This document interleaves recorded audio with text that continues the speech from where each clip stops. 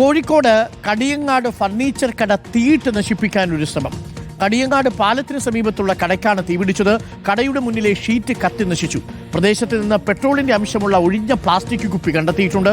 കടയുടമ പേരാമ്പ്ര പോലീസിൽ ഇപ്പോൾ പരാതി നൽകിയിട്ടുണ്ട്. നമുക്ക് ദൃശ്യങ്ങളിൽ കാണാം.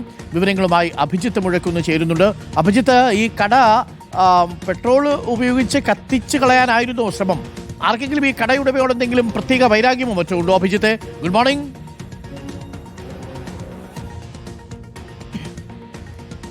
Doctor Arunkumar, good morning. ആസൂത്രിതമായ ഒരു ശ്രമമാണ് ഈ കട തീയിട്ട് നശിപ്പിക്കാൻ ഉണ്ടായത് എന്നുള്ള പ്രാഥമിക വിലയിരുത്തലിലാണ് പോലീസ് ഉള്ളത്. അതിന് കാരണം ഈ കത്തി നശിച്ച കടയുടെ മുൻഭാഗത്ത് നിന്ന് ഒരു ഒഴിഞ്ഞ പെട്രോളിന്റെ അംശമുള്ള കുപ്പി കണ്ടെത്തിയിട്ടുണ്ട്. അതുതന്നെയാണ് ഇങ്ങനെ ഒരു സംശയത്തിലേക്ക് വിരൽ ചൂണ്ടുന്നത്. ഏതായാലും ഇന്നലെ രാത്രി അതായത് ഇന്ന് പുലർച്ചെ 1 മണിയോടടുപ്പിച്ച് കടിയങ്ങാട് പാലത്തിനടുത്തുള്ള ഫർണിച്ചർ കടയ്ക്കാണ് തീ പിടിച്ചത്. അതിൻ്റെ മുൻഭാഗത്തുള്ള ഷീറ്റ് കത്തി നശിച്ചിട്ടുണ്ട്. പക്ഷേ അതുവഴി പെട്രോളിംഗ് നടത്തുകയായിരുന്ന പോലീസ് ഈ തീപിടുത്തം ഉടനെ കാണുകയും പിന്നാലെ പോലീസും നാട്ടുകാരൊക്കെ ചേർന്ന് തീ കെടുത്തുകയും ചെയ്തു. അതിനാൽ തന്നെ വലിയ നാശനഷ്ടം ഉണ്ടായിട്ടില്ല. അതായത് ഈ ഫർണിച്ചർ കട പൂർണ്ണമായും കത്തി നശിച്ചിട്ടില്ല.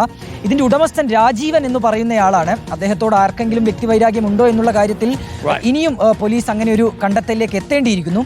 ഏതായാലും രാജീവൻ പേരാമ്പ്ര പോലീസിൽ പരാതി നൽകിയിട്ടുണ്ട്. പോലീസ് അന്വേഷണവും ആരംഭിച്ചിട്ടുണ്ട്. Thank you. അഭിജിത്ത് മുഴക്കുന്നാണ് വിവരങ്ങൾ നൽകിയത്.